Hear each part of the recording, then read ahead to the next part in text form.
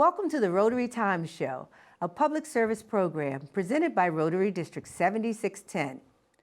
Funding for this program is made possible by the generosity of Rotary District 7610, Virginia.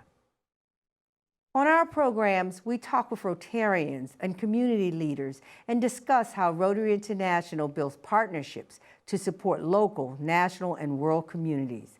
I am your host, Rotarian Dr. Deborah Jackson from the Rotary Club of McLean, Virginia.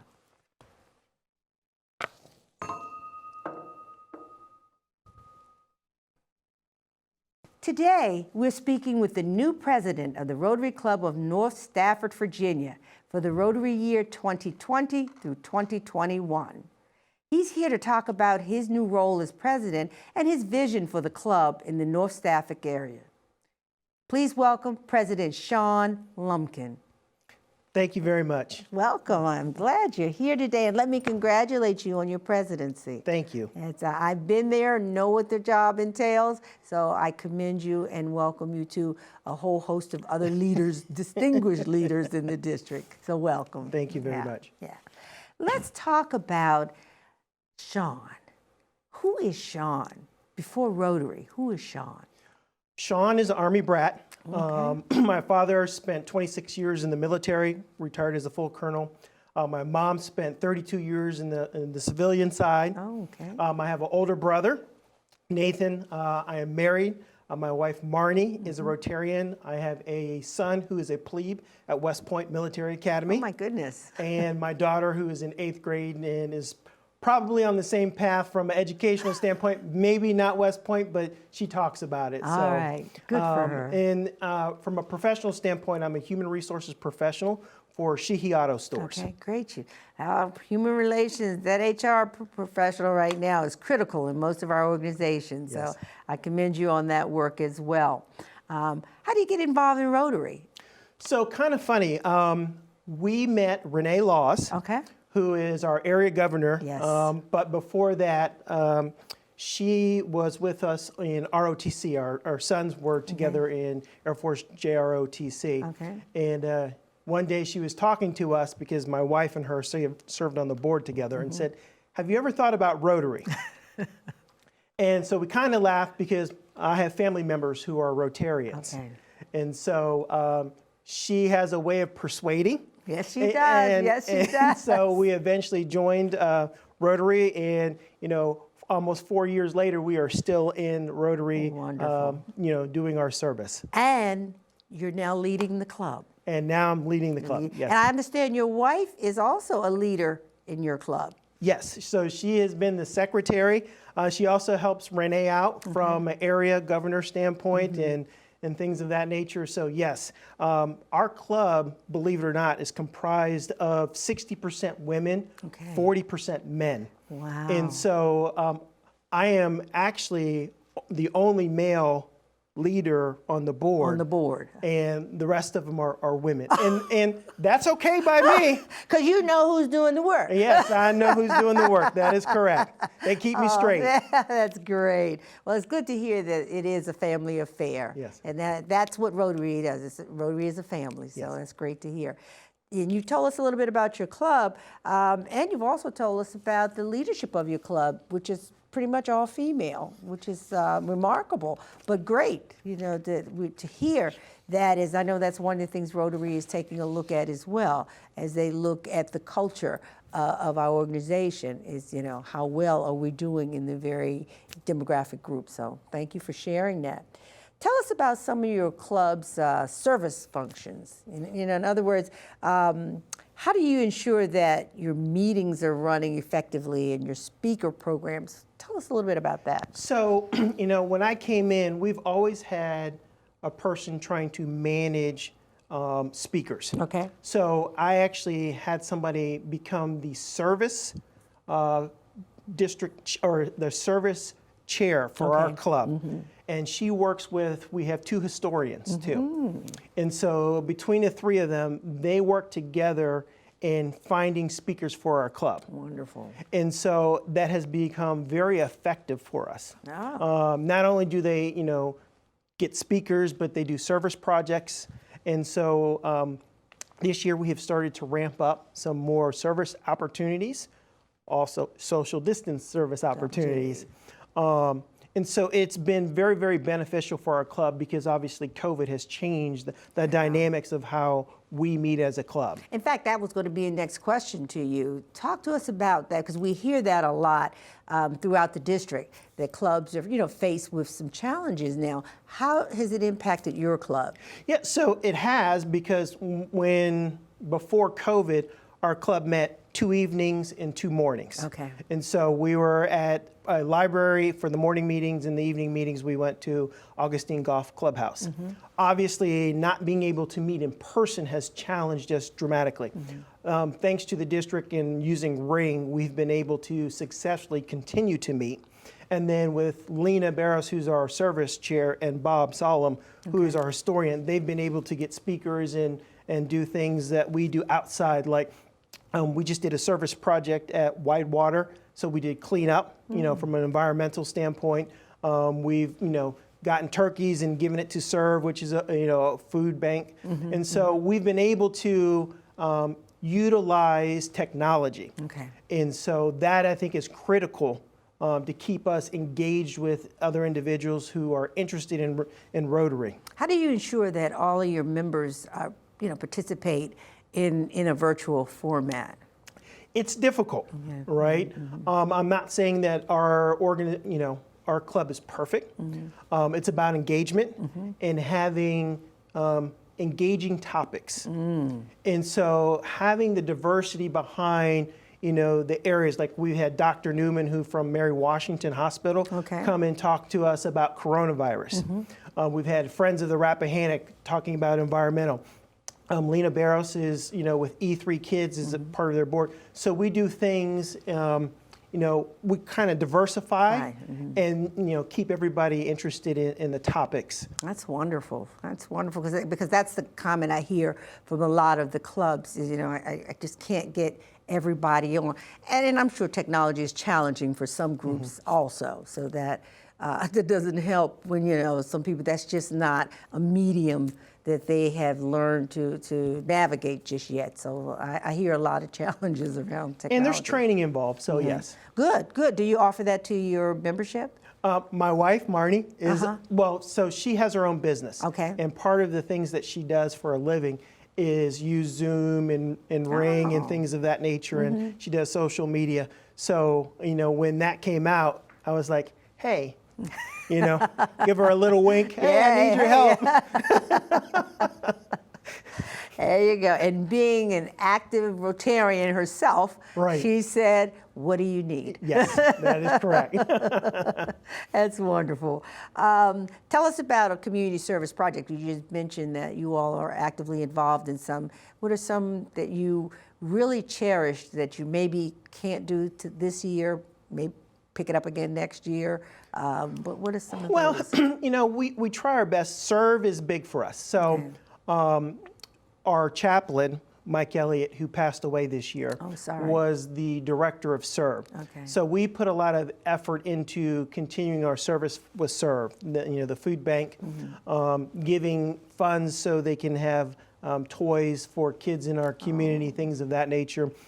I like the outdoor service project. Whitewater, Friends of the Rappahannock is a new one for us. So, in the springtime, we're committing to doing a tree planting, session. Outdoors, yeah. Yes, and we're working with our Interact. So, North Stafford, we partner with North Stafford High School Interact Club. Nice. And we're going to try to get them more involved in some of the things that we do as well.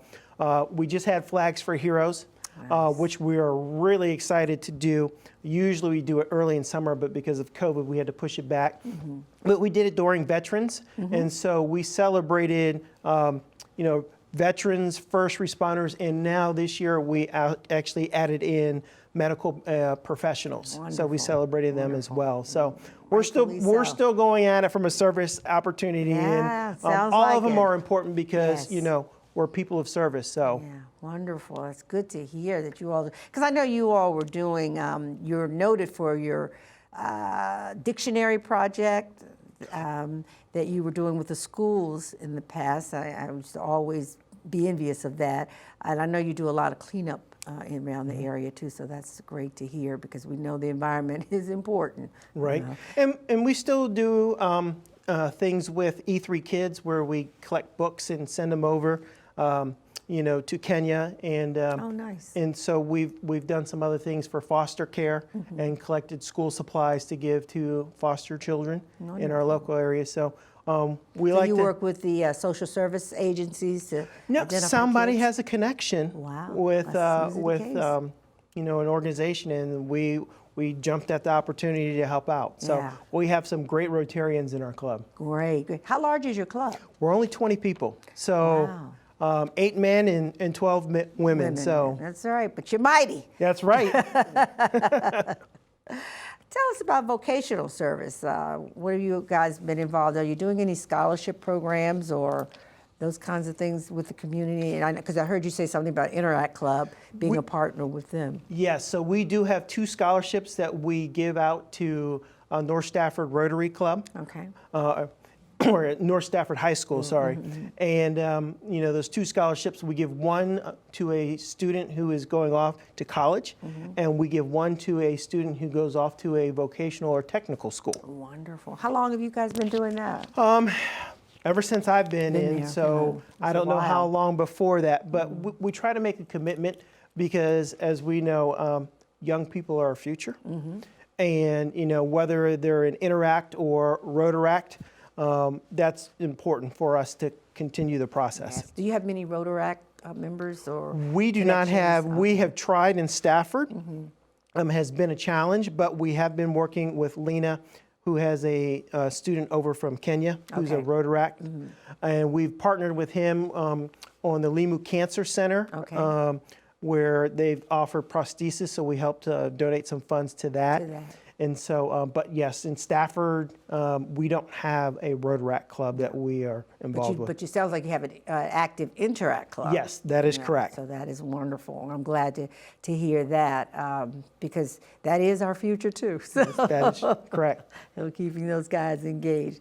Are you doing any job development programs or initiatives for the community at all, given the fact that we're hearing so much about loss of wages and, the downturn in our economy? Some people are looking at what can they do to support people in terms of job development too. Is that anything you all We thought about? have not, but that is a great idea. It's something that we can explore from our Yeah. club standpoint. We have a lot of business professionals, and so that's a good idea that I can take back to our club. Yeah, there you go. We share. That's right.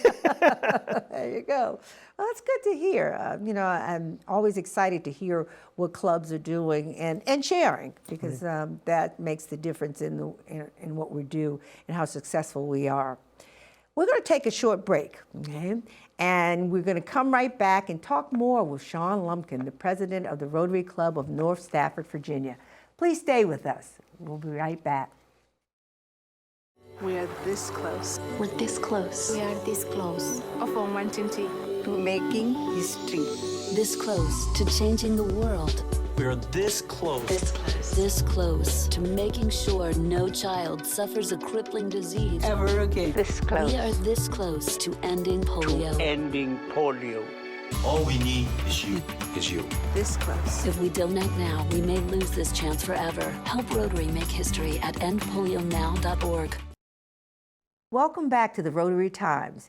We are here talking with Shawn Lumpkin, the new president of the Rotary Club of North Stafford, Virginia for the 2020-2021 Rotary year.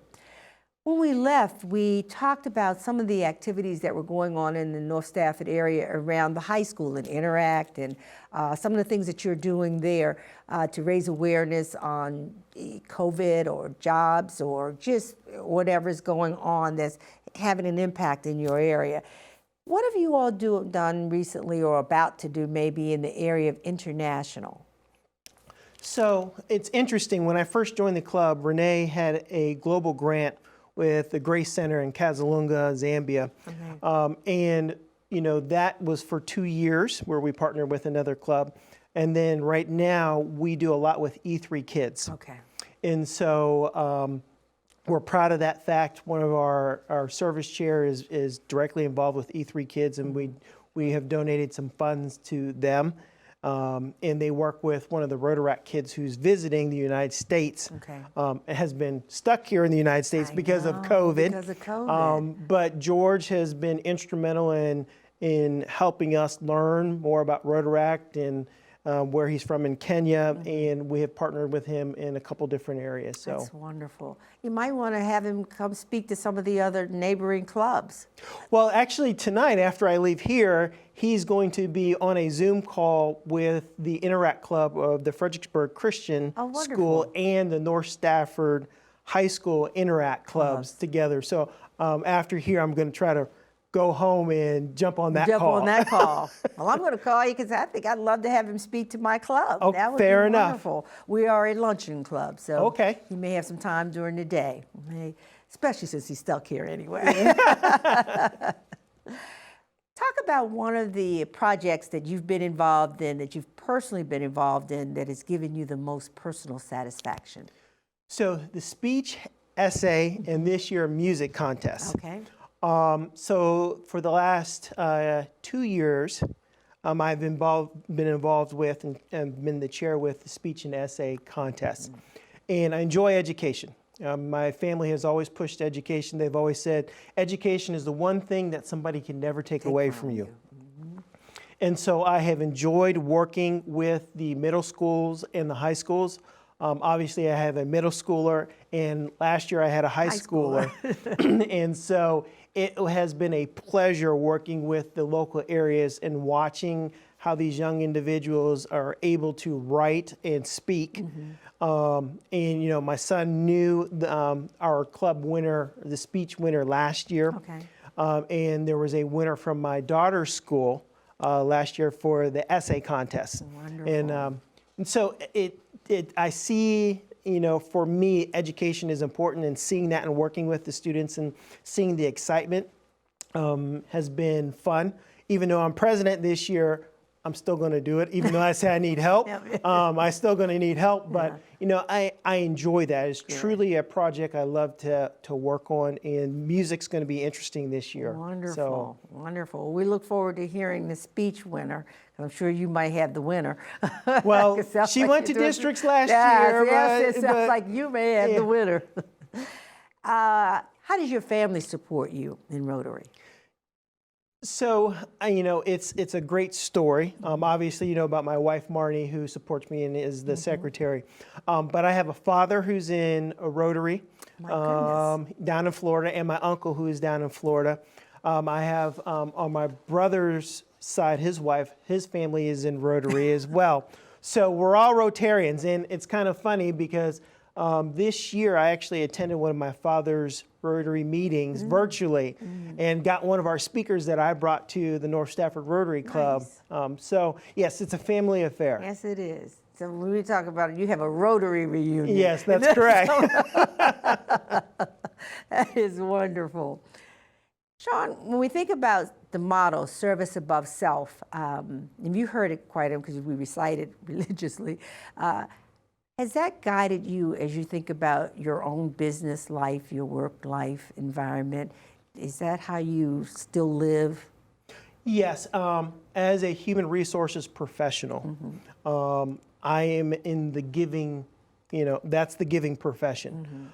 Yes, we go out and we assist businesses doing the right thing, but our objective is to help everybody, help an organization. And when I say organization, employees are part of an organization.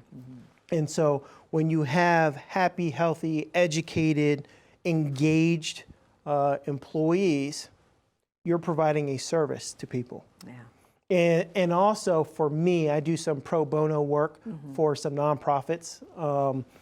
And so anytime they need assistance from HR standpoint, I am there. Well, Shawn, you should never have said that, because you know all the Rotary leadership that's out there listening right now. So your phone's going to be ringing. I take my phone number off DACB. No, you could give, as a way to give back as we grow our organization, I'm sure we could call on you from time to time. Yeah. The 4-way test, how does that work for you in your personal life? Same principle as service, as you think about things and you talk to people and you go through the process of, is it the truth? Is it fair to all concerned? Will it build goodwill and better friendship? And is it beneficial to all? Those are the things that you need to keep in mind when you're talking and educating and trying to figure things out. And we like to throw one in there at the end. Is it fun? Is it fun? I heard a Rotarian say to me, actually very recently, that the four-way test was governed his home, and his kids growing up when they had to discipline. They applied the four-way test.